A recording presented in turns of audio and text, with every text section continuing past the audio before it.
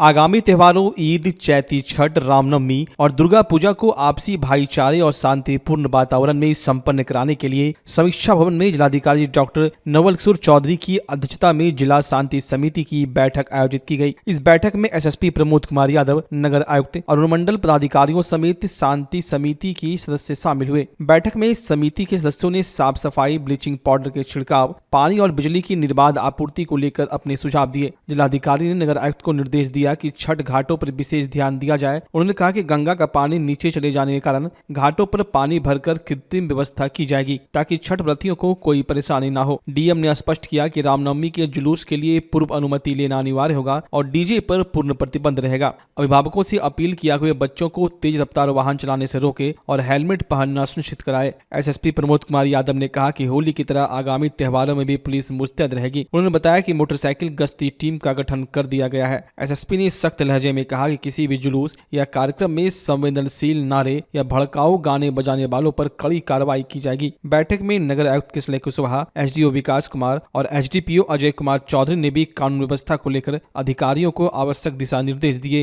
पवित्रता का पर्व है। सबसे पहले तो अभी ईद का पर्व है जो कि 21 को है। उसके बाद है हमारा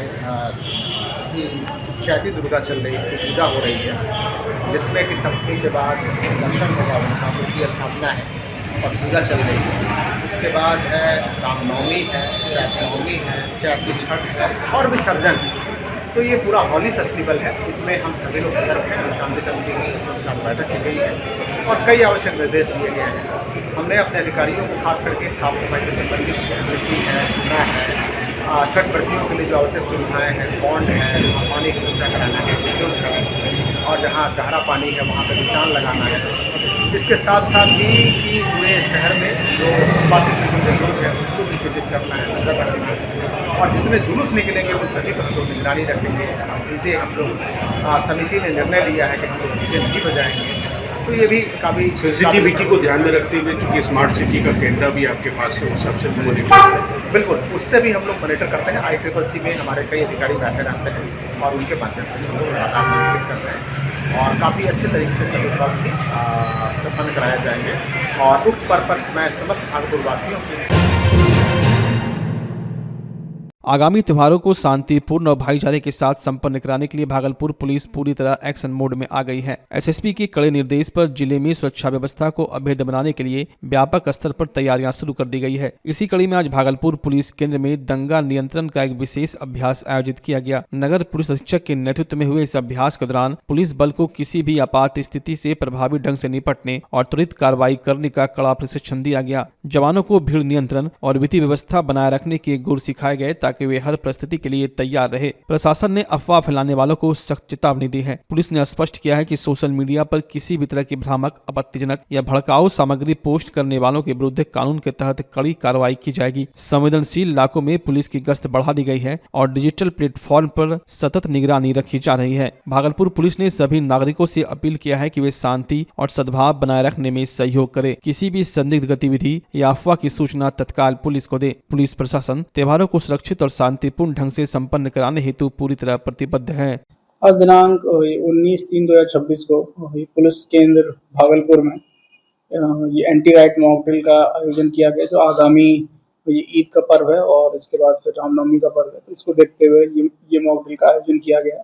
इसका उद्देश्य है पुलिस की मतलब जो ये प्रतिक्रिया है उसको मतलब और ज़्यादा सुदृढ़ करना और उसमें सभी को जो ये भीड़ नियंत्रण आदि के लिए अच्छे से ट्रेनिंग करना और ये किसी भी परिस्थिति से निपटने के लिए पुलिस की ट्रेनिंग और पुलिस के रिस्पांस को अच्छा करना।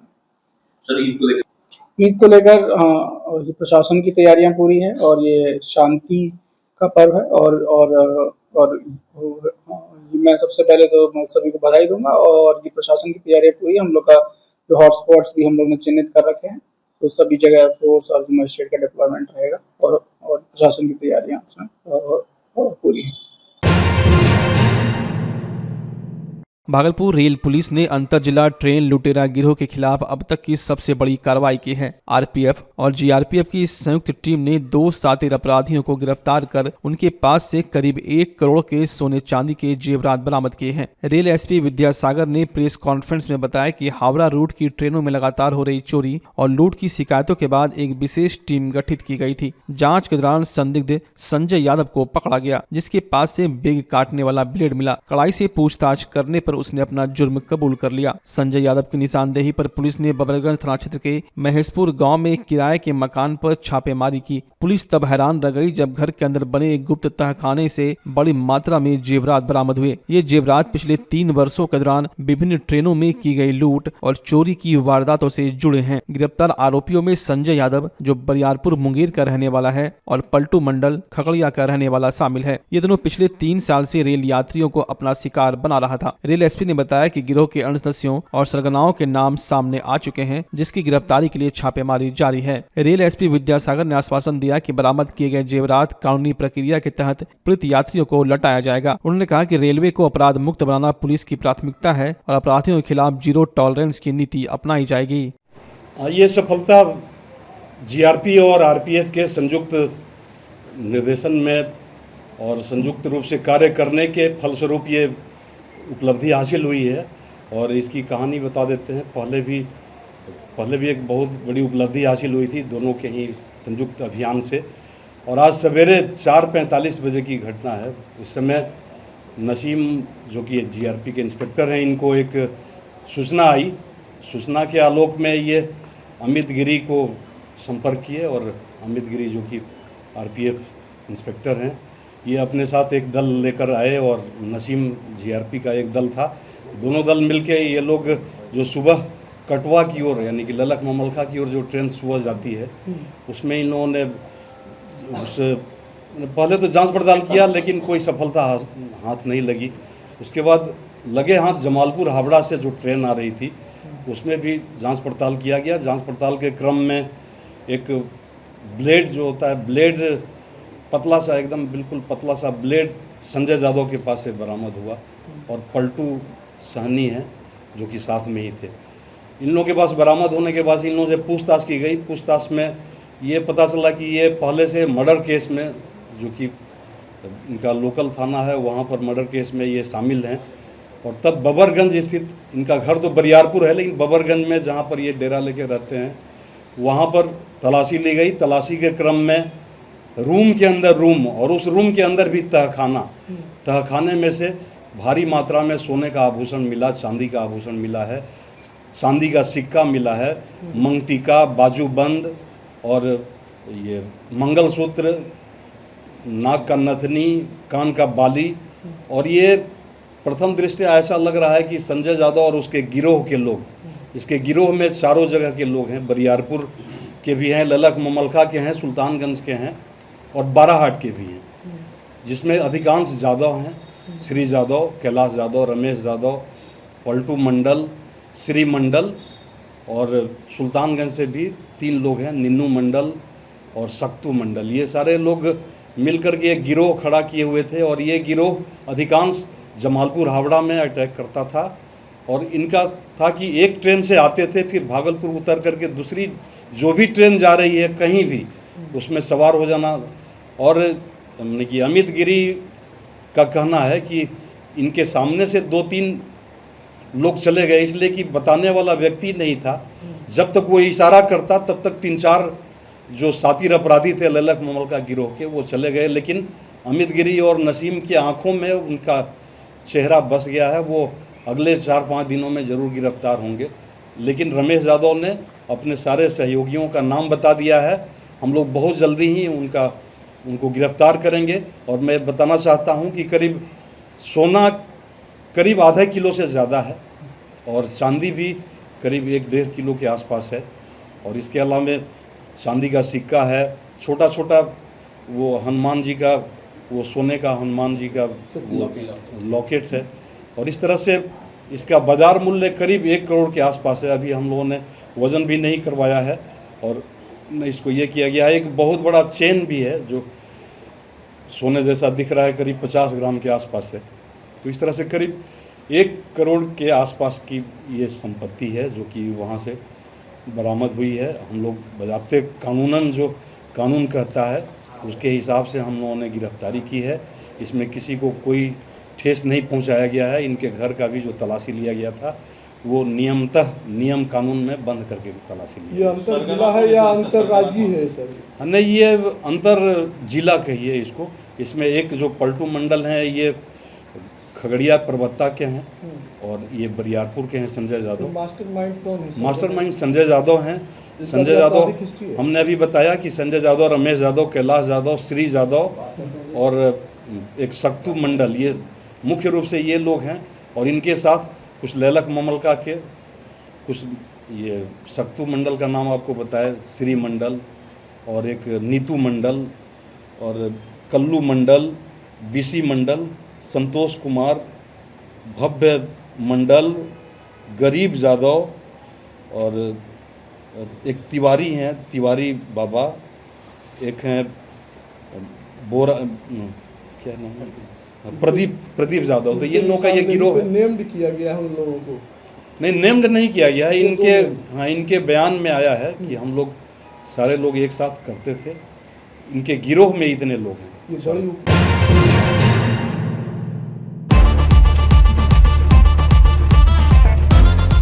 भागलपुर वालों, क्या आप अपने पुराने फर्नीचर से बोर हो चुके हैं? तो हो जाइए तैयार इस सीजन के सबसे धमाकेदार ऑफर के लिए। श्रीनिधि इंटीरियर आया है 30% तक की भारी छूट। जी हाँ, सोफा हो या डाइनिंग, बेड हो या वॉर्डरोब, प्रीमियम क्वालिटी अब आपके बजट में। सिर्फ फर्नीचर ही नहीं, हम बनाते हैं आपके सपनों का मॉड्यूलर किचन और कस्टमाइज्ड सोफा भी। साथ ही घर को सजाने के लिए लैमिनेट्स, आर्टिफिशियल प्लांट्स और कारपेट्स का शानदार कलेक्शन, क्वालिटी, वैरायटी और अब डिस्काउंट भी। तो अपने घर को दीजिए वो मेकओवर जिसका वो हकदार है। आज ही विजिट करें श्रीनिधि इंटीरियर, महादेव टावर, खलीफा बाग, भागलपुर। ऑफर सीमित समय के लिए। भागलपुर का पहला NABH मान्यता प्राप्त अस्पताल ओम ENT एंड मैटरनिटी हॉस्पिटल। यहाँ मिलती है कान, नाक, गले और मैटरनिटी संबंधित अत्याधुनिक सुविधाएं। यहाँ ब्लडलेस और दूरबीन विधि, एंडोस्कोपी, ब्रोंकोस्कोपी और मॉड्यूलर ऑपरेशन थिएटर की सेवाएं 24 घंटे उपलब्ध है। साथ ही यहाँ ऑडियोलॉजी और स्पीच थेरेपी की भी सुविधा उपलब्ध है। महिलाओं के लिए मॉड्यूलर लेबर टेबल और सिजेरियन सेक्शन टेबल के साथ 24 घंटे संपूर्ण मैटरनिटी की सुविधा उपलब्ध है। साथ ही यहाँ बांझपन के इलाज के लिए सेवाएं उपलब्ध है। हमारे यहाँ कैशलेस सुविधा उपलब्ध है। हमारा लक्ष्य आपकी सेहत और सुरक्षा। ओम ENT एंड मैटरनिटी हॉस्पिटल, हर कदम पर आपके साथ। नमस्कार, मैं डॉक्टर अजय कुमार सिंह, शिशु रोग विशेषज्ञ, बिहार झारखंड में अग्रणी मेरा स्नेह अस्पताल, जो सबसे पहले बिहार झारखंड में कृत्रिम श्वसन मशीन यहाँ आया, ब्लड गैस एनालाइजर आया और एक नायाब मशीन क्रिटिकल जो देर से रोए बच्चे में इलाज में बहुत सक्सेसफुल है और वह विकलांगता से बचाता है और बचने की संभावना बढ़ती है। वह मशीन जो देर से रोया बच्चा है उसमें 3 डिग्री कम टेम्परेचर पर रखा जाता है और 3 दिन के लिए रखा जाता है, लेकिन वो 6 घंटे के अंदर उसको उसमें रखना पड़ता है। तो आप इसका लाभ उठाएं। और दूसरी बात, जो आयुष्मान योजना है उसके तहत 5 लाख का चिकित्सा आप अपने नवजात के लिए, बच्चों के लिए आप यहाँ उपलब्ध है, उसको ले सकते हैं। ध्यान रहे कि 5 साल के कम के उम्र में के बच्चों को आयुष्मान कार्ड की अलग से ज़रूरत नहीं है। यदि आपके माता पिता का नाम है तो वो इसमें लाभुक हो सकता है और आप इसका लाभ उठा सकते हैं। धन्यवाद।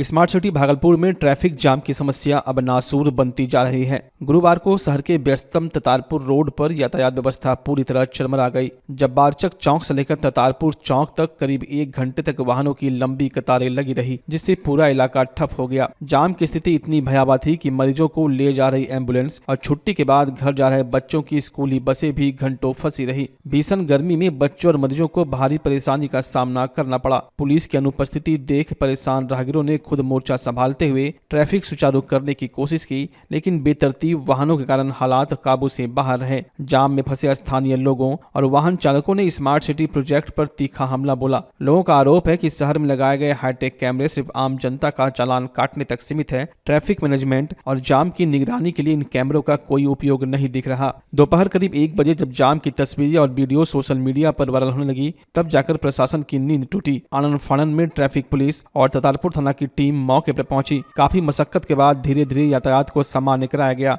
स्थानीय लोगों ने चेतावनी दी है कि यदि ट्रैफिक प्रबंधन में सुधार नहीं हुआ तो आने वाले दिनों में स्थिति और भी बदतर हो सकती है। गर्मी का पारा चढ़ते ही अगलगी की घटनाओं में होने वाली वृद्धि को देखते हुए बिहार अग्निशमन सेवा पूरी तरह अलर्ट मोड में है। भागलपुर में अग्नि सुरक्षा सह जागरूकता अभियान के तहत एक विशेष रैली निकाली गई, जिसका उद्देश्य आम नागरिकों को आग से बचाव के प्रति संवेदनशील बनाना है। खंजरपुर स्थित जिला अग्निशमन कार्यालय से शुरू हुई इस जागरूकता रैली का नेतृत्व प्रभारी अग्निशमन पदाधिकारी अभय कुमार सिंह ने किया। यह रैली शहर के प्रमुख मार्गों जैसे मनाली चौक से होते हुए वापस कार्यालय तक पहुंची। इस दौरान दमकल की गाड़ियों और जवानों ने बैनर पोस्टर के जरिए लोगों को जागरूक किया। अग्निशमन पदाधिकारी अभय कुमार सिंह ने लोगों को संबोधित करते हुए कहा कि गर्मी के मौसम में एक छोटी सी चिंगारी या मामूली लापरवाही बड़ी तबाही का कारण बन सकती है। उन्होंने आग लगने पर प्राथमिक नियंत्रण के उपायों की जानकारी दी। अधिकारी ने विशेष रूप से अपील किया कि सड़क पर जब भी साधन बजती हुई फायर ब्रिगेड की गाड़ी दिखे तो उसे तुरंत रास्ता दे। समय पर पहुंचने से न केवल संपत्ति को बचाया जा सकता है बल्कि कीमती जानों की भी रक्षा की जा सकती है। अग्निशम सेवा भागलपुर की तरफ से जागरूकता रैली इस चलते निकाला गया कि गर्मी के सीजन आ गया, अगलगी की घटना अधिक होती है। सतर्कता बरतने के लिए हर जगह घूम घूम कर चौक चौराहे रोड पर ये माइकिंग और अति के द्वारा अति किया गया, प्रचार प्रसार किया गया कि अगलगी की घटना कम हो और सतर्कता बरता जाए। लोगों से क्या अपील करना चाह रहे हैं सर? लोगों से अपील है कि इसे कम से कम गाड़ी फायर ब्रिगेड की गाड़ी घटनास्थल पर सायरन या घंटी पर जाए तो रोड को थोड़ा पास दिया जाए।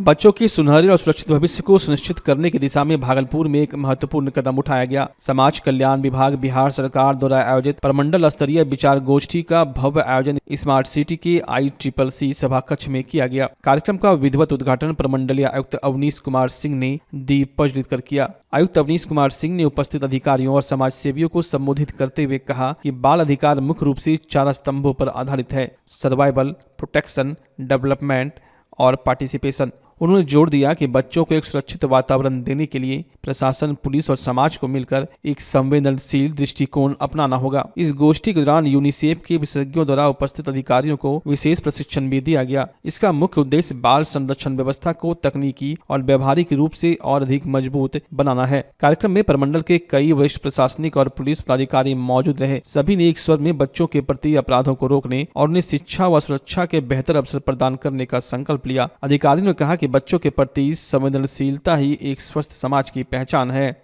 भूमिका की अजय जी की तो आप लोगों के लिए बहुत ही स्वाभाविक की बात है कि अजय जी यहाँ स्वयं चल के आए। यहाँ पर आपकी जो पुस्तक रखी हुई है वो इन्हीं के सहयोग और मार्गदर्शन में लिखी गई है, तो आज आप उनका लाभ उठाएं। स्टेट लेवल के एक्सपर्ट आपके सामने हैं। इस प्रकार की कार्यशालाओं में प्रायः होता यह है कि कुछ देर के बाद बोरिंग लगने लगता है, क्योंकि बहुत ही लीगल पॉइंट्स होते हैं, वो बारीक चीजें होती हैं, आपके लिए जरूरी होती हैं, लेकिन कहीं ना कहीं दिन भर की कार्यशाला में लगने लगता है कि ये बोर है। तो आपको ऐसा नहीं करना है। हमारे सारे पुलिस पदाधिकारी भी हैं, अन्य पदाधिकारीगण भी हैं। मैं आप लोगों को यही सुझाव दूंगा कि आप लोग क्वेश्चन पूछें, इसको पार्टिसिपेटिव बनाएं। आपने विभिन्न प्रकार के, आप लोगों ने रेस्क्यू भी किए होंगे, विभिन्न प्रकार के कार्य किए होंगे, रिहेबिलिटेशन का कार्य किया होगा आपने। तो आपको जहां पर लीगल समस्याएं आई हों काम करने के दरमियान, व्यवहारिक समस्याएं आई हों, प्रशासनिक समस्याएं आई हों, उन चीजों को आप अपने आज एक्सपर्ट से एकदम खुलकर पूछिए। हमारे विभाग से भी एक्सपर्ट महोदय आए हुए हैं, तो उनसे सारी चीजों को पूछिए, डिस्कस कीजिए और उसको नोट कीजिए। अगर आप इस कार्यशाला को पार्टिसिपेटिव बनाएंगे तभी इसका वास्तव में आपको लाभ मिल सकेगा। तो मुझे पूरा विश्वास है कि आज प्रमंडलीय आयुक्त महोदय की अध्यक्षता में आज बाल संरक्षण के लिए विभिन्न विभागों का समन्वय था, समन्वय बैठक थी और अभी वर्कशॉप चल रहा है जिसमें जुडिशरी से हमारे सभी बड़ी अधिकारीगण भी उपस्थित हैं और हमारे सभी जो चाइल्ड वेलफेयर से रिलेटेड सभी अधिकारी एवं इन्वेस्टिगेटिंग एजेंसी हम जो पुलिस साइड से हैं, सभी लोग उपस्थित हैं।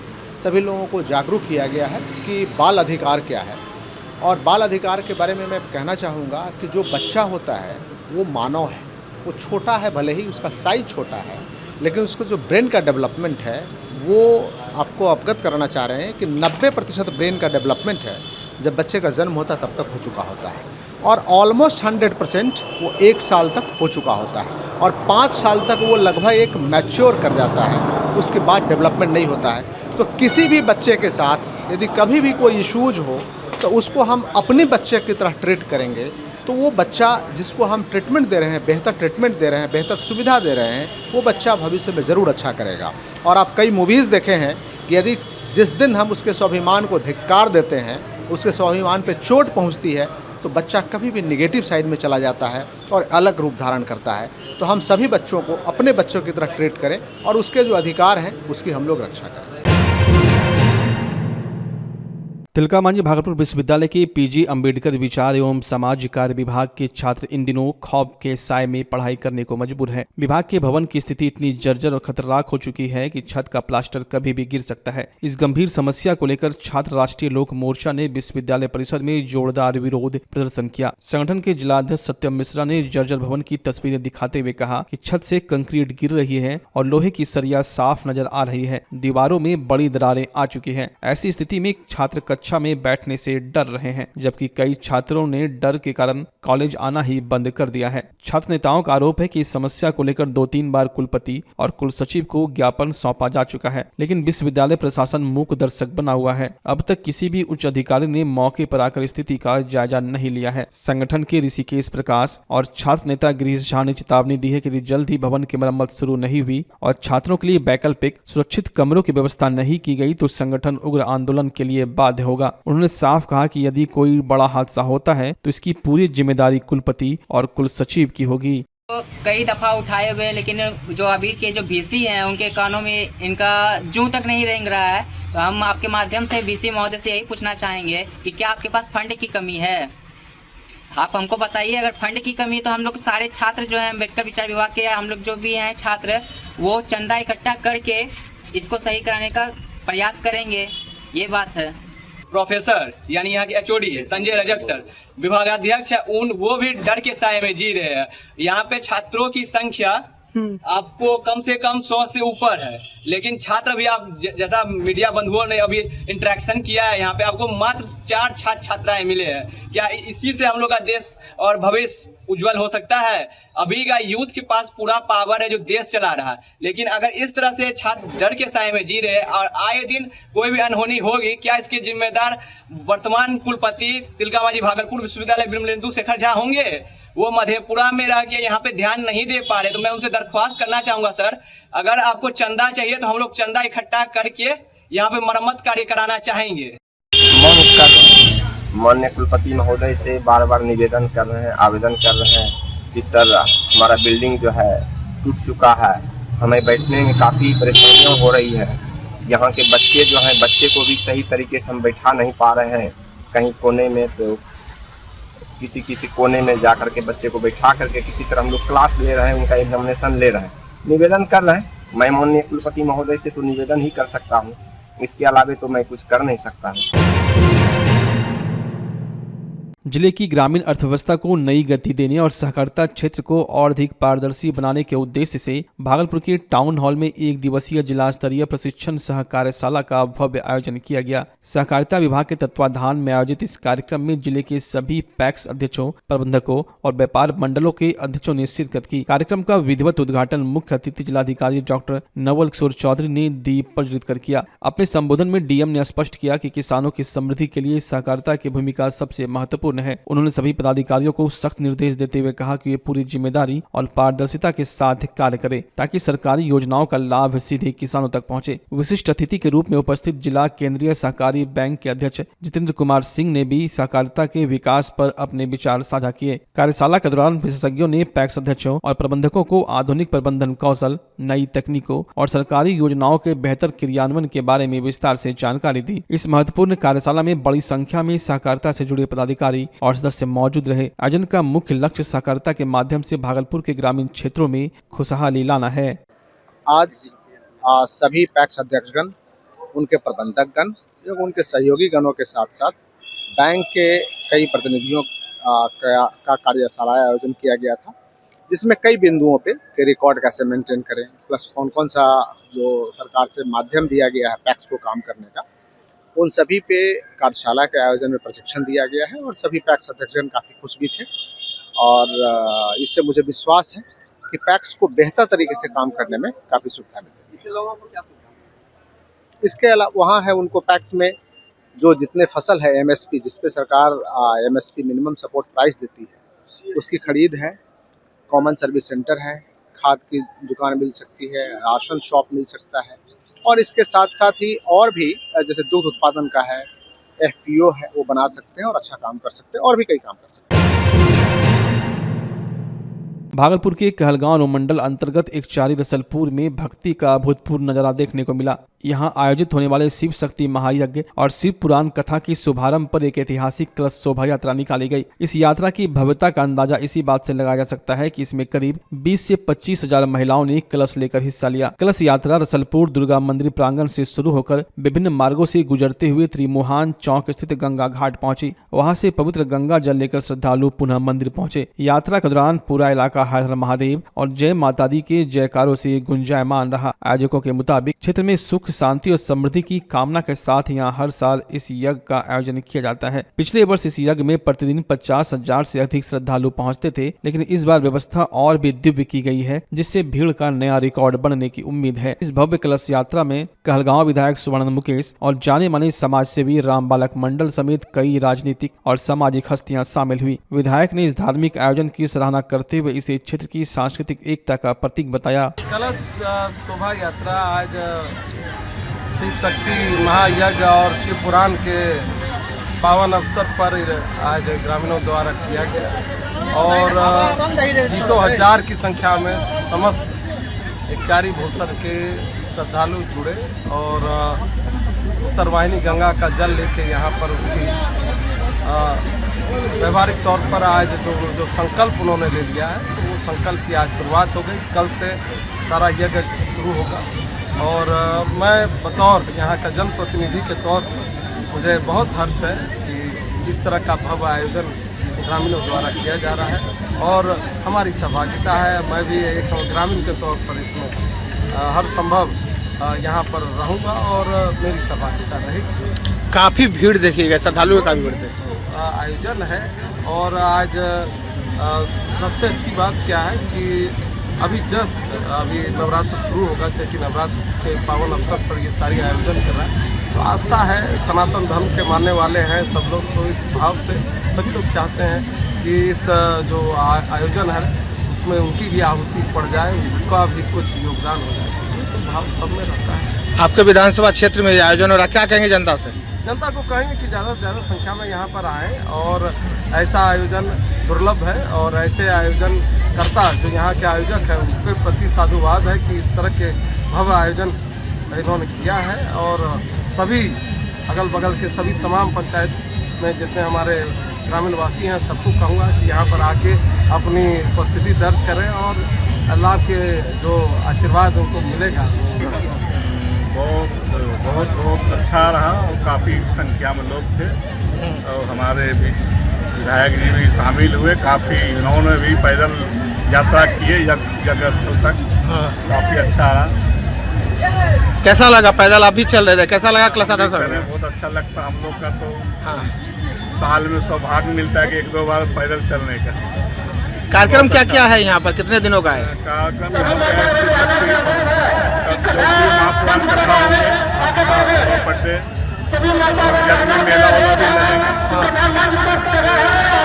लगेंगे, भी देनी होंगे, सारा प्रॉपर टाइम से होगा। प्रॉपर टाइम से होगा।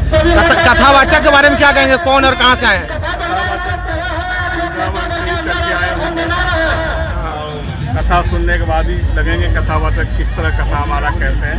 पहले भी शायद ये कथा एक बार यहाँ कर चुके हैं। लोगों में काफ़ी उत्साह देखा जा रहा है।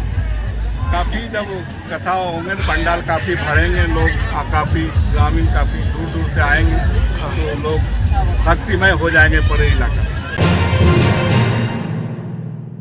पूरे देश के साथ साथ भागलपुर में भी आज से चैत्र नवरात्र का पावन पर्व हर्षोल्लास के साथ शुरू हो गया। सुबह से विभिन्न शक्तिपीठों और मंदिरों में मां दुर्गा के प्रथम स्वरूप मां शैलपुत्री की विशेष पूजा अर्चना की जा रही है। इस पावन अवसर पर सुल्तानगंज प्रखंड के प्रसिद्ध रघुचक अन्हार शक्ति स्थल काली मंदिर में विशेष धार्मिक अनुष्ठान का आयोजन किया गया। यह मानस सत्संग मंडली पनसल्ला द्वारा प्रभु श्री राम के सुंदरकांड का भव्य पाठ किया गया। कार्यक्रम के दौरान मंडली के मुख्य गायक कमलकांत चौधरी और गोपाल कृष्ण चौधरी ने अपने सुरीले भजनों के माध्यम से रामायण के सुंदरकांड का विस्तार पूर्वक वर्णन किया, जिससे पूरा वातावरण भक्तिमय हो गया। इस धार्मिक आयोजन में रघुचक, कटघरा, मोथाबाड़ी, कुमारपुर और पनसल्ला सहित आसपास के दर्जनों भर गाँव के सैकड़ों श्रद्धालु शामिल हुए। कार्यक्रम को सफल बनाने में शशि भूषण चौधरी, नंदन सिंह, जटाशंकर चौधरी और अभय सिंह सहित बड़ी संख्या में ग्रामीण कार्यकर्ताओं का सराहनीय योगदान रहा।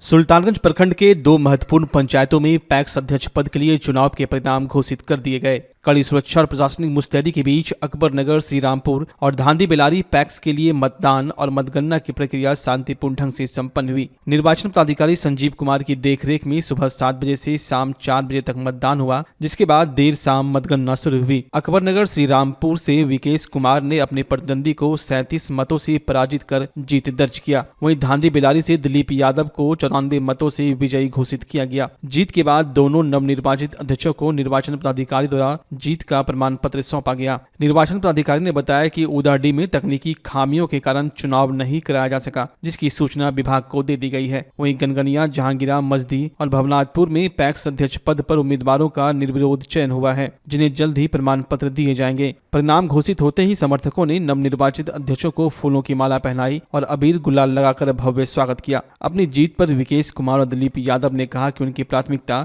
सरकार की सभी कल्याणकारी योजनाओं को सीधी किसान तक पहुंचाना और उनके हितों की रक्षा करना है। भारतीय नववर्ष विक्रम संवत 2083 के पूर्व संध्या पर भागलपुर का सैंडिस कंपाउंड मैदान भक्ति और गौरव के रंग में डूबा नजर आया। शहर के गणमान्य नागरिकों, शिक्षाविदों और सामाजिक कार्यकर्ताओं की उपस्थिति में एक भव्य सांस्कृतिक कार्यक्रम का आयोजन किया गया, जिसने भारतीय परंपराओं की जीवंत तस्वीर पेश की। कार्यक्रम का विधिवत उद्घाटन अतिथियों द्वारा दीप प्रज्वलन के साथ किया गया, जिसके तुरंत बाद गणेश वंदना की शानदार प्रस्तुति हुई। जैसे जैसे शाम ढली, कलाकारों की एक से बढ़कर एक प्रस्तुतियों ने दर्शकों को मंत्रमुग्ध कर दिया। कार्यक्रम में कृष्णा क्लब के अजय अटल, हिंद युवा शक्ति के प्रवीण प्रकाश और भागलपुर कथक केंद्र के गुरु निवास चंद्र मोदी के शिष्यों ने अपनी कला का लोहा मनवाया। भजन और लोक संस्कृति पर आधारित इन प्रस्तुतियों को देखकर दर्शक झूमने पर मजबूर हो गए। मौके पर मौजूद वक्ताओं ने कहा कि विक्रम संवत केवल एक कैलेंडर नहीं बल्कि हमारी सनातन पहचान है, जिसे आज पूरी दुनिया अपना रही है। विशेष बात यह रही कि आयोजन आरएसएस के 100 वर्ष पूर्ण होने के उपलक्ष्य में भी किया गया, जिससे इस उत्सव का महत्व और अधिक बढ़ गया। वक्ताओं ने युवाओं से अपनी जड़ों और संस्कृति से जुड़े रहने का आह्वान किया।